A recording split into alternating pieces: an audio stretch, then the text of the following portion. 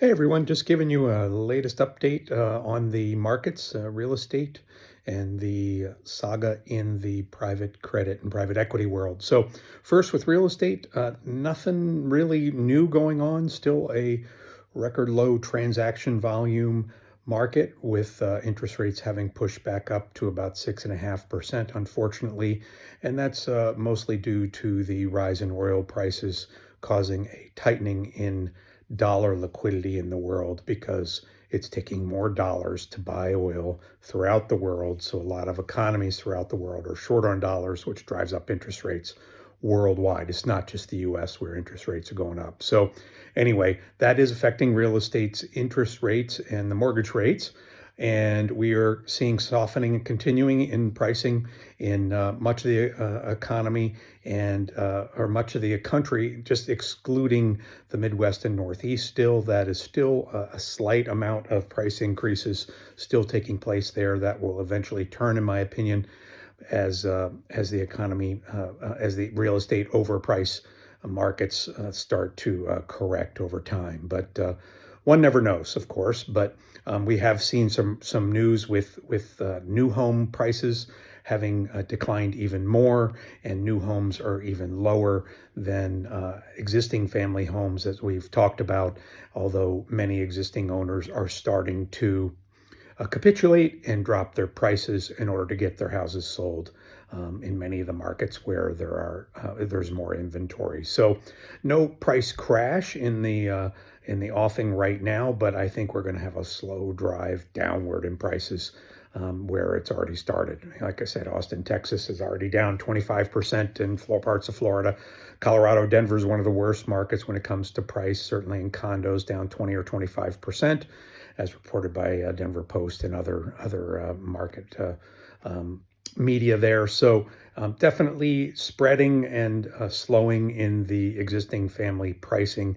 And that should help transactions pick up because we need to get a correction in prices as the affordability is at record highs, unaffordability is at record highs, and affordability is at record lows. So that's real estate. When it comes to private credit, we just had the DOJ starting to investigate BlackRock and some of their private credit products and whether they're being honest with their pricing on those. So this problem continues. KKR, all the other Blue Owl, all the other people that are in private equity and private credit.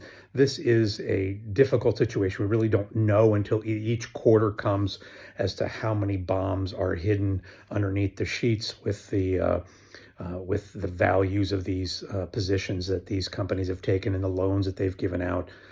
So this, is it systemic? We don't know. There's no one that can know because there's no one knows how much of this is out there. My suspicion is it would, if the economy were to really slow or have a real problem, it would start to surface even worse than it already is. So, and potentially become systemic. But at this point, just something to keep your eye on. It's still going on and it's still a risky place. Certainly don't be investing in anything private credit, but in my opinion. But and then when it comes to the old Strait of Hormuz, this problem continues.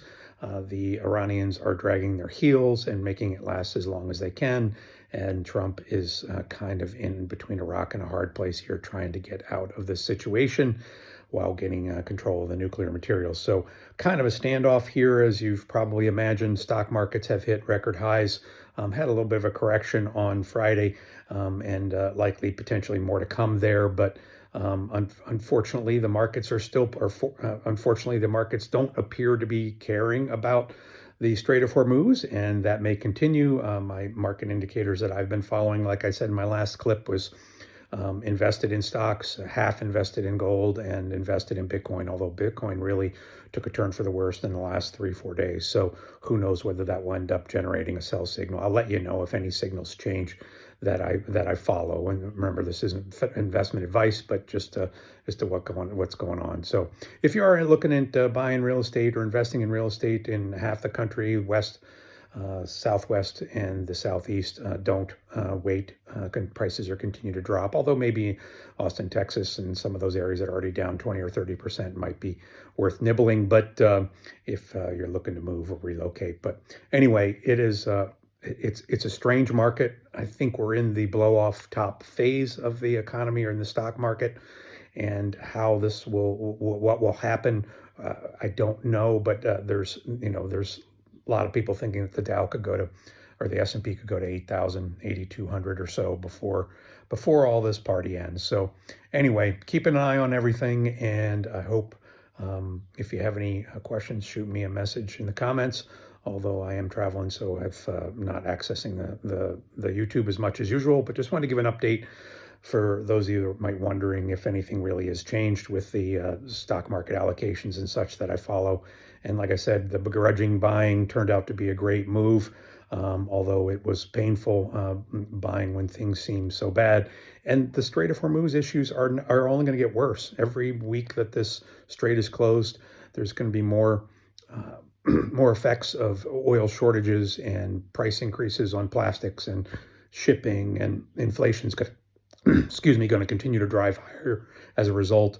Some of the central banks throughout the world are talking about raising interest rates, which is idiotic. The European Central Bank did that right in late 2008, right before Lehman failed. So they proved themselves to be complete morons back then. The Federal Reserve was seriously considering raising interest rates back then with the surge in inflation that we had as well, but fortunately did not. But unfortunately, the middle to long-term effect of high oil prices like this is a slowdown in the economy. Although it does drive inflation up, it does slow down things. I think it's like 6 or 7 recessions have been preceded by a surge in oil prices like this. Happened in 2001 area, 2006-7 area, 2021, and further back as well. So this right now, the economy is roaring because of all the stimulus that we've got going on, and the AI build out and the AI productivity.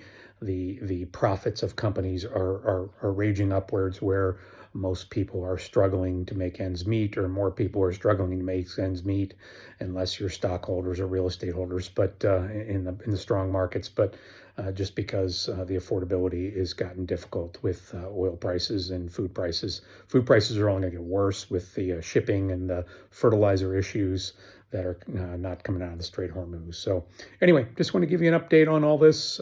We will catch up with you later. Take care.